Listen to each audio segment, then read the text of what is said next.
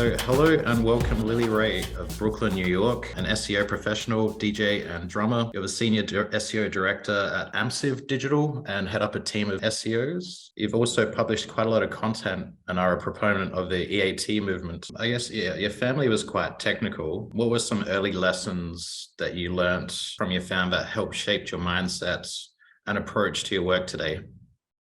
That's a very interesting question. So my father was a distinguished engineer at Sun Microsystems and later Oracle. And so I grew up in a household where he was part of the team that helped create Java, the programming language. Oh, wow. Somewhat indirectly, but everything in my house was Java. So there was like, our dog was named Java. We had like Java, like mugs and like Coffee, t-shirts. Yeah, all the swag, right? Yeah. And so, from a young age, he taught my brother and me so many things about the internet because we were like growing up along with the internet. Like I was born in '89. It was like I grew up on the internet as it was also growing up. But then I think philosophically, what was cool about growing up with my dad and his presence was that he was very much an open source guy. Like that was the philosophy at Sun. So, and he cared very deeply about that. So basically like his approach to the internet was like wanting to share his work. Right. And I think that instilled a lot in me because I obviously like to share my findings very publicly. During lockdown, you did a lot of DJing. Yeah, that was fun. I miss DJing during COVID, believe it or not. Obviously, I don't miss COVID. I think none of us miss COVID, but or at least being locked down like that. But what was interesting about that was it kind of forced me to like stay inside and do something like productive and creative, and quickly learned that these live streams that I was doing, I would just ask for tips in the form of donations and then like donate that to local businesses. And we generated like thousands of dollars and then started to do like bigger campaigns for like, different organizations like the ACLU and things like that. That was pretty cool. But now I'm still DJing. It's just back to real life nightclubs and everything. So I kind of miss the live streams a bit. Yeah. So it's still on the music. I had a whole bunch of music questions, but who's your favorite drummer? Let's see. I like John Bonham a lot. I've always liked John Bonham a lot. I'm blanking on names because like drumming was kind of like my past life. Like I was in bands when I was a teenager and I was obsessed. But obviously like John Bonham and Keith Moon stand the test of time. I was into like prog rock for a while, so things like the Mars Volta, I don't know the drummer's name, but like that kind of really intense drumming.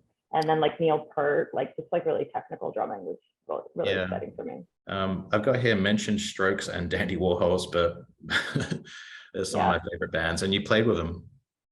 Yeah, that was the aforementioned, like I had this surreal experience when I was a teenager from ages like late 15 to maybe 19. Was in two bands that both did extremely well, almost to the point where it was like I have to make a decision if I'm gonna like do the bands or go to college, which I chose college thankfully. But when I was 16 and 17 I was in a band called 2 Seconds, and we were two girls, teenagers. We sounded kind of like the White Stripes or like Slater Kinney, like just like angry girl indie rock. It's super fun. And we won like some local Battle of the Bands thing. And so we got to open a big festival which included the Strokes and the and Echo and the Bunnymen and some other big bands. That was really amazing. And then the Dandy Warhols, we just like literally opened for them. It was like us and then them. Wow. So we got to hang out with them backstage. That was pretty cool. Yeah, you just listed like a whole bunch of bands I really like. And I've been watching Portlandia a lot as well. So the Slater Kinney kind of connection. So if you had to pick between DJing and SEO for the rest of your life, what would you pick? Oh man, that's a really hard question. It's so hard to choose. I was just telling someone the other day that like I think I'm going to be doing SEO till I die. Like if it's still a thing that exists, like I can't even go on vacation these days because I like to see what's happening with the SEO space. Like I'm like I don't take time off because it's so fun. Like I do take time off, but so you're saying SEO isn't dead? I don't think it's dead. No. I hate it when people say that. It's like such a silly concept. But I mean, there might get to be a point where it's not Google anymore, or it's a different beast entirely, or we can't compete with Google's knowledge graph or like something like that, but there's always going to be search in some capacity. I can't answer that question. That's not possible to answer. I have to do both. Yeah. I feel like, some days you probably prefer one, other days it's like a vibe and mood kind of thing. Yeah, you can't go too much in one direction either, because it's like if you spend all your time, at least for me, if you spend all your time doing SEO on the computer, like I go crazy. Yeah. But being a professional DJ full time would also be a nightmare for me. Oh, yeah. So it has to be both. Yeah. I feel like they're two different parts of the brain, although they kind of, creative logic, but they probably cross over. Yeah, the SEO space is somehow filled with musicians. Like half my team are musicians, lots of drummers too. So I don't know if there's anything to that, but there's certainly a lot of overlap with musicians and SEO. Yeah. How has international travel impacted your view of search? Yeah, that's a really cool question. I was able and fortunate to be able to travel a lot in the past several months internationally and meet a lot of SEOs around the world, including in some Spanish-speaking countries. And I spoke at SMX Paris and went to Germany and things like that. And there's like a different vibe in every place. It was interesting meeting some like Argentine SEOs in Argentina, because they're so focused on like link building and like, it's like, it feels like what the kind of stuff that I was working on a long time ago. And it's not to say anything bad about them. It's just like, I think that the search engines are different. Like the indexes are different in different countries, and different tactics work differently in different places. And I spoke about the things that I normally speak about, like EAT, content quality, Google's algorithm updates, kind of more of like the advanced cutting edge stuff that's happening in the US that we're dealing with our clients. But, when I spoke in Paris, I actually verbatim said, you should stop buying links. It's not a good idea. And like, that's the thing that everybody came up to me after, and they're like, what do you mean by that? And like, with all these like link selling companies, they're like, but isn't this okay? And I was like, wow, it's a different ball game out here. But yeah. So language is often discussed in international SEO, but how does user behavior and expectations vary in different countries as well? Interesting question. I mean, in Europe, you have like GDPR, which is a huge thing. Like, I can't even pretend to be an expert in that, but like browsing the web is an entirely different experience there. Makes you come back to the US and realize like, wow, they don't care about us here.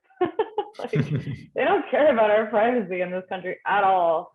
So that's kind of a different thing. And then like, there's certain publications that I can't see when I'm in Germany that are like my favorite example, there was a magazine here in New York that I follow on Twitter, and it was like, house burns down in Brooklyn, New York, and it was my neighborhood. And I was like, okay, I'm hoping that's not my house. And I was in Germany, and I clicked the article, and it's like, sorry, you can't read this article. It's like, no, like you don't understand. I live there. That's my neighborhood.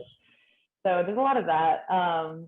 But otherwise, I don't know. Like, I've done some SEO for like Dutch sites and things like that, and I always feel like, wow, this is like UX hasn't caught up to where we're at in the US.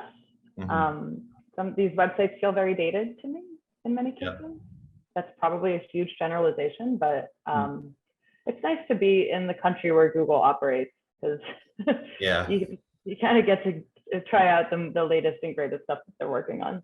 That's pretty cool. Like in Australia, like we've got a smaller sample set, which kind of sucks, but it used to be, we were 5 years behind, and now I guess it doesn't take as long to roll experiments out, but we don't really get too many unique experiments.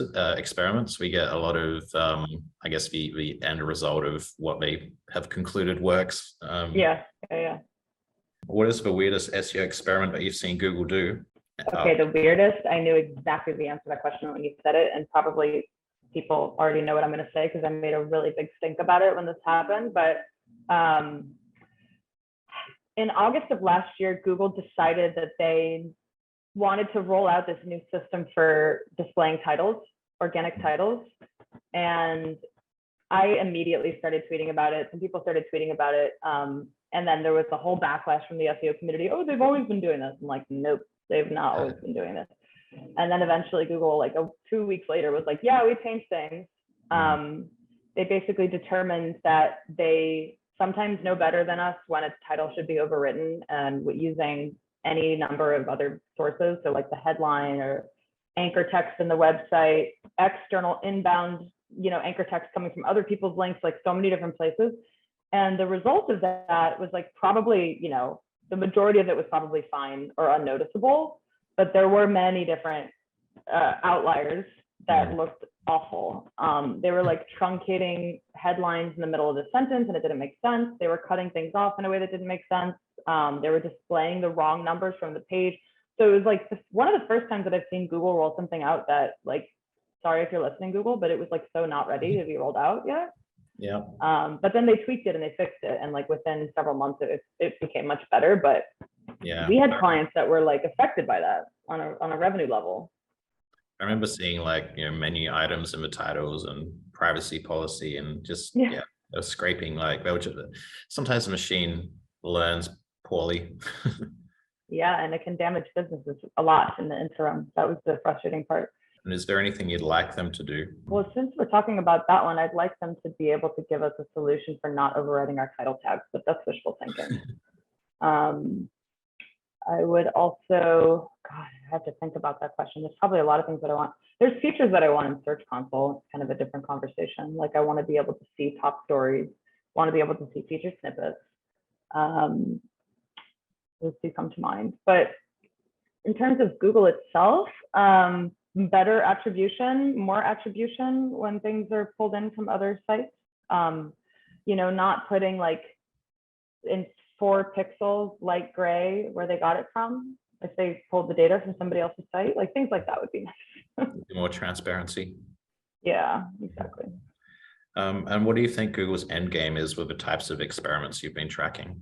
I think it's fair to say that Google wants to keep people on Google. Like that's, I guess, controversial to some people, but it's pretty obvious. Like, of course they want to do that. And they'll say that it's to index all the world's information and make it easy for everybody to find. That's a nice flowery way of describing what they do. I think that's definitely accurate, but it's a little bit like creates a little bit of like an existential crisis for everybody else, because if you take all our information, you own all the information and people don't need to visit any other sites. Like, what is the internet? Yeah. It's just Google. It's not the internet anymore. Yeah, exactly. What's the one SEO myth you'd like to stop seeing getting propagated on Twitter? I mean, lately on Twitter specifically, I'm just like so tired. It's not really a myth, but it's like this whole like niche site, affiliate site like thing that I don't know if it's just Twitter pushing it, but it's like I'm getting just, my feed is filled with like brand new SEOs that are like, I'm making $30,000 a month with my new niche site. This is how I did it. Read this thread. I'm like, shut up. Yeah. And then I get people sending it to me like, hey, Lily, like this person did this thing, so it probably means that EAT doesn't matter, right? And I'm like, call me in 6 months and let me know how that site is doing. Yeah, that's right. Yeah, and they're making all that money while driving their Lambos and which they rented for the shop. What was it like here during the Trump era in terms of fact checking? Like, is Google's job harder as people's views seem to be more polarized due to the rabbit holes they get sent down? I guess, especially on other social media platforms, but yeah. Yeah, good question. I personally didn't see that much. I mean, okay, so before 2016, of course, Google had a misinformation problem, and they were made very aware of that, and they adjusted their algorithms in a really big way after that. That's basically what I talk about all day. Other social sites didn't do as aggressive of work on that topic, in my opinion. So what I think their philosophy was is they like created this notion of EAT. They updated their algorithms in a really aggressive way, to the point where a lot of the sites that are known for circulating misinformation on either end of the political spectrum just completely lost visibility over the course of several months. And you could actually visit those sites, and it wasn't just politics and news. It was like natural health sites, diet sites, things like that. And these people were like, their banners on the top of their homepage was like, Google obliterated all my traffic. Like, this isn't fair. But that's because the EAT thing was so aggressive after 2016. So like into 2017, 2018, Google just like wiped a lot of sites off the internet, eliminated their ability to compete. And that was to combat misinformation. So what Google has done over the past couple of years is like, if you Google anything that could potentially present a conspiracy theory, it's like you're just going to see the Mayo Clinic and the New York Times and the CDC and the World Health Organization. It's like they're not even giving anybody a chance to have a different opinion other than the big authorities. Yeah. But other sites, you know, like Facebook, I don't think they have, or Meta, like I don't think they have as aggressive of a way of handling misinformation when it's circulating. So I have to give Google credit because it's a really aggressive approach, but it's hard to find misinformation on Google in the US at least. Yeah, it's good. I remember just the example of like, you know, Holocaust deniers seem to rank well for information about the Holocaust. And it was just more, that's what the chatter was about.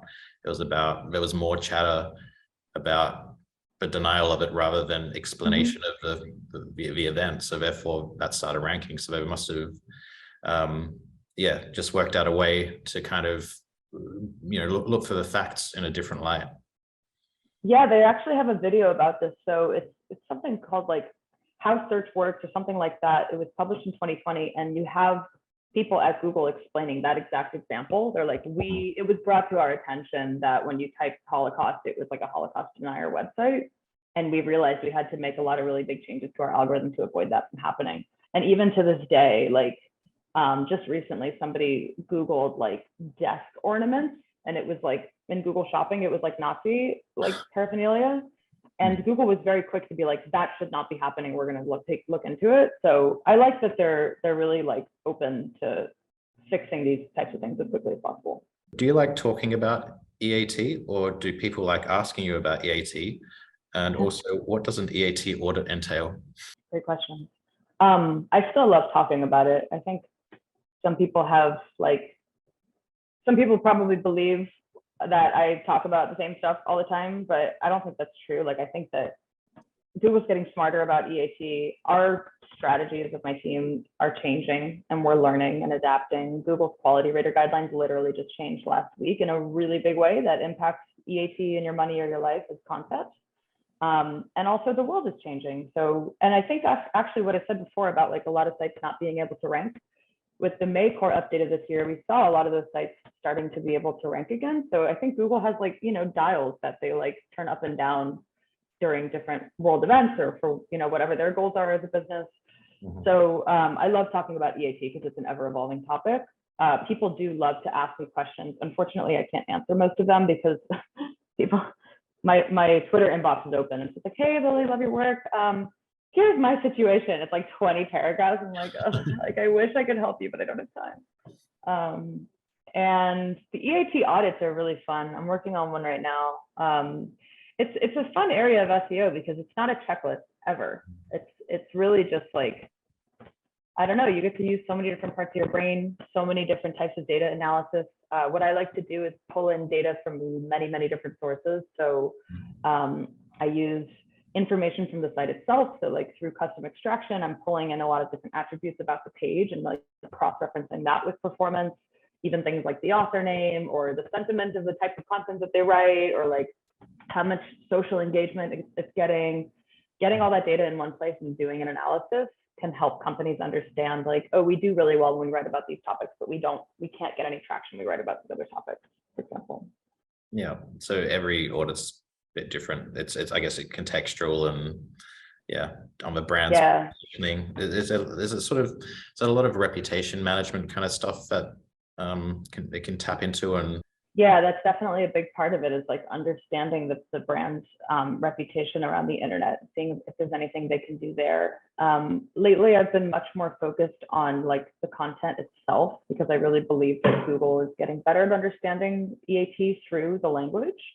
So that's kind of fun to dig into. But of course, like if there's any major reputation issues, or like the site or the company is not well established in Google's knowledge graph or doesn't have a great branded presence on Google, like those are absolutely EAT considerations as well.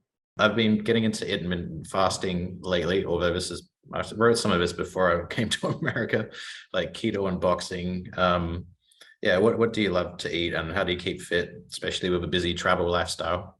That's funny.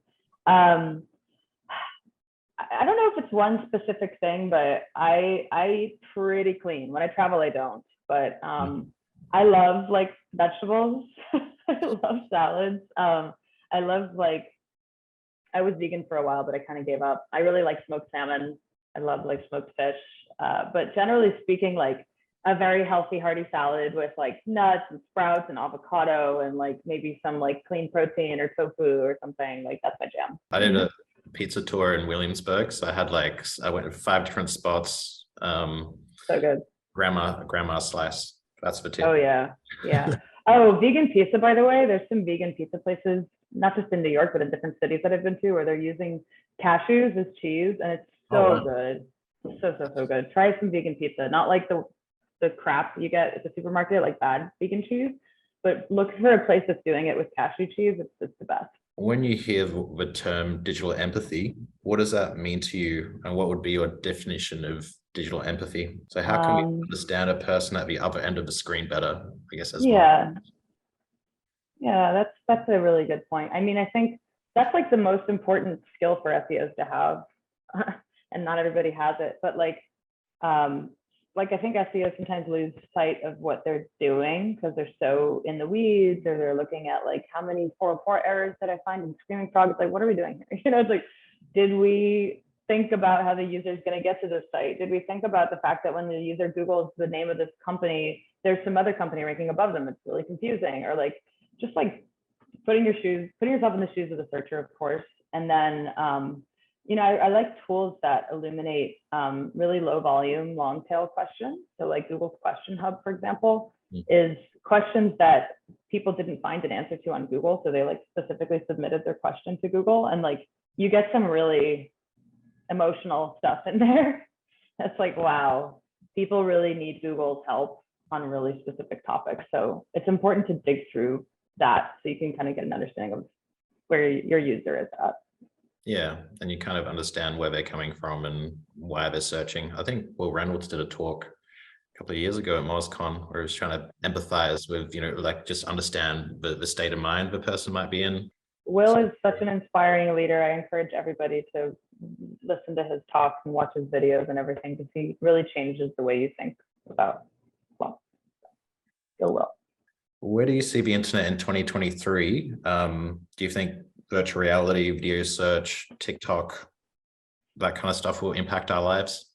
Yeah, I was holding out on building a TikTok profile literally until yesterday.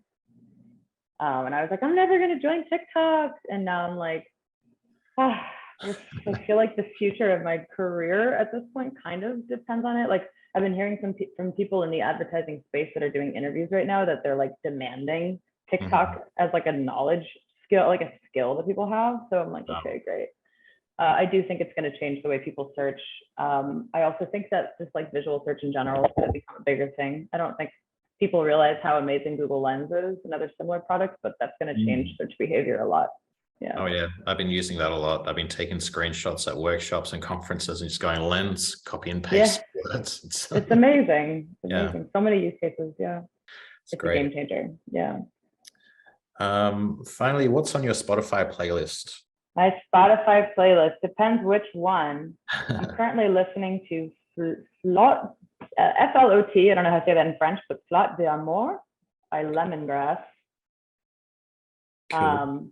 This is like a kind of down-tempo jazzy playlist that I'm listening to, because tonight I'm going to DJ that kind of music. But generally speaking, I listen to a lot of like Brazilian jazz, bossa nova, down-tempo, world music, and then of course a lot of house and techno when I'm preparing for my DJ sets. So.